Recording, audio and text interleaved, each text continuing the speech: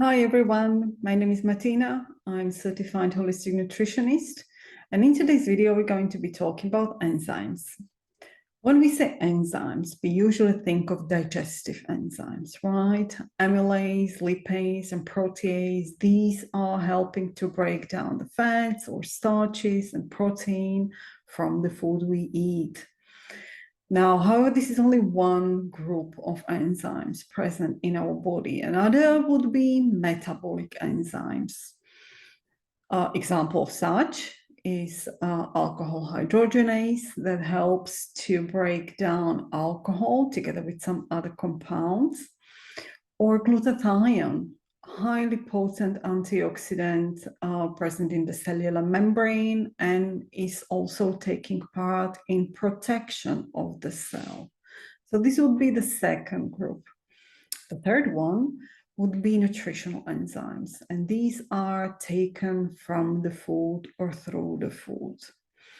Now, enzymes in general are essential for human health and for human body. They do take part in so many processes that we would not be able to see or hear, think, digest, or breathe without these compounds. They literally are fundamental for our health and for our life in general. In a human cell, there are about 1,300 of enzymes. And in the human body in general, we are aware of roughly 75,000 different enzymes. So you can see how broad this spectrum is. They work together also with coenzymes. An example of such would be quite commonly known Q10. Coenzyme Q10 is taking part in the energy production in the cell, ATP, but it's also antioxidant. And it is his low as his production is decreasing as we age. It is also responsible for skin aging, but also infertility. And so you see only one coenzyme is playing quite role in multiple processes. And so together, enzymes and coenzymes do take part in roughly 100,000 of different biochemical reaction and processes in our body. Now, these compounds are quite sensitive to temperature. And it would be regardless whether are body-owned enzymes, such as the digestive enzymes or any other, or the enzymes from the food. It would equal to the same. They're quite sensitive to temperature and to temperature on both sides, too high and too low. Now, when we come back to the human body, we know that the fever or the temperature around 42 degrees Celsius or 107 Fahrenheit is life-threatening already, right? And that is also because the enzymes stop working at this temperature. So 42 degrees of Celsius is the upper level when they stop working. Equally, on the other side of the scale, it's the low temperature, and that would be freezing point. So also very low temperature stop action and activity of the enzymes rather. Now, when we come to food, enzymes are present actually in every food, regardless if it's a plant or if it's a legume or if it's meat or fish or egg, if they are in their natural raw form. Right? And so when talking about the temperature, cooking does destroy the enzymes, and freezing, when we freeze the vegetables or when we freeze meat and fish, does the same. So what does that mean really is that in order for us to gain the benefits from the food in terms of enzymes, we do need to eat it in the raw state. And so raw vegetables and raw fruits would be the way to go if we want to help our body with the enzymes. Now, digestive enzymes are ultimately really helping, or nutritional enzymes are really helping pancreas, right? Pancreatic gland is producing amylase and lipase for the starches and for the fats production. And so when we eat the raw food or food rich in certain enzymes, it really does help pancreatic gland. Now, there are certain foods that are more rich in certain enzymes than others, but ultimately, as I have said, every single food does contain some. Now, the enzyme-rich food can be, for example, raw honey. Raw honey in the best quality does contain starches or sugar and protein digestive enzymes. Or ginger. Raw ginger contains zingiberine, which is the protein helping to which is the enzyme helping to digest protein. But there are more foods like this. They are rich in different compounds helping our digestion and helping the enzyme production. Now, interesting fact is that some of the enzymes can be reabsorbed through the intestinal mucosa, through the intestinal lining, back to the bloodstream.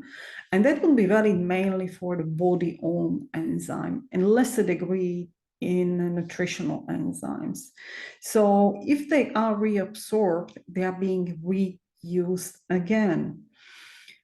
Now, the question can be, can they pass through the stomach acid? Since we know that the stomach environment is highly acidic and that has its own meaning, right? But can they really pass through the stomach acid? And the answer is yes, they can under certain conditions. Now, the first one would be the obvious one, which I have said that we do need to eat the food raw in order not to get the enzymes destroyed, right? So this will be the first factor that plays role. The second one would be the food combination. If we combine certain foods, they can hinder or stimulate some processes, right? And so appropriate food combination, food groups combination also plays role in enzyme life or passing through the stomach acid, right? So there are certain better and certain worse food combinations. So that would be factor number 2. And number 3 would be amount of the stomach acid. That's the most important, most probably. If we do have sufficient amount and healthy amount of the acid in the stomach, this will enable the enzymes to survive. However, if we have too much of it, then it won't be possible for the enzymes to pass through the highly acidic, high amount environment of stomach, and they would get essentially destroyed. Now, since they take part in so many processes, they are quite essential, as I have said, and the result of deficit or deficiency or low amount of certain enzymes can have quite potentially significant detrimental effect on our health. Now, certain supplements or products that are containing these digestive enzymes are available on the market for a long, long time. However, as I keep on saying, our health does not work on shortcuts. And while these can be useful, perhaps in some certain cases, they should definitely not be the first point we should reach to. It's always the food, and it's always the nutrition, the number one we should be paying attention to, and do change if we'd like to heal or recover ourselves, right? So in case we see low amount of enzymes in the body, this can cause chronic inflammation or increased inflammation, quite common inflammation in the body. But also from the long-term perspective, we see also cancer associated in this, since they are also highly potent antioxidants, many of them, and they do take part also in immune protection and immune system, right, in protection of the body. And so eating raw food and raw vegetables and raw fruits needs to become a daily part of our meal plan and should not be neglected and should not be avoided, right? So enzyme therapy in such cases can have much more potentially beneficial effect on the body than improved digestion, right? Since, as I have mentioned, they take part on the immune protection or the immune function, antioxidants and metallic free radicals. And so to pay attention to enzymes and the proper digestion is fundamentally essential for our overall health as well. Now, if you'd like to know more about such stuff and digestive health, gut health, I'm going to talk about this much more in detail in my upcoming course, Essentials of Digestive Health, where the key factor will be really nutrition. And we will be talking about the right food combinations that can enable better reabsorption or absorptions of the enzymes so they do not get destroyed, right? We are going to be talking about more foods. I've mentioned just the honey, raw honey and ginger now, but there are more that are quite rich in digestive enzyme. It can help us in improving our gut health. So this course will start in June. Will be 5 weeks. We will meet once a week for about 1.5 hours, and the groups will be small, so we can keep it interactive. And I will, by the end, you'll be able to, you'll get clarity about what is really healthy for your gut, what is good for your digestive system, as gut health is absolutely fundamental for our overall well-being and wellness.